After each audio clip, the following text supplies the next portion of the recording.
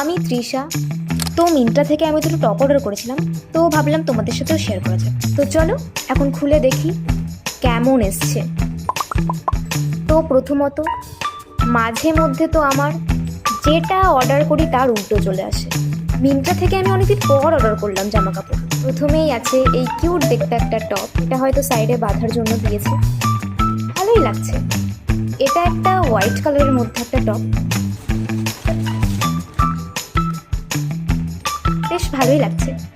তো চলো এবার পরে দেখা যাক। সব থেকে আমার আনবক্সিং করতে বেশি মজা লাগে, ভয়ও লাগে, আমার মজাও লাগছে। কেমন এসছে কি না ওয়েট করার পর কেমন টেস্ট। তো চলো আনবক্সিং করা হয়ে গেছে, এবার পরে দেখা যাক কেমন লাগছে। চলো।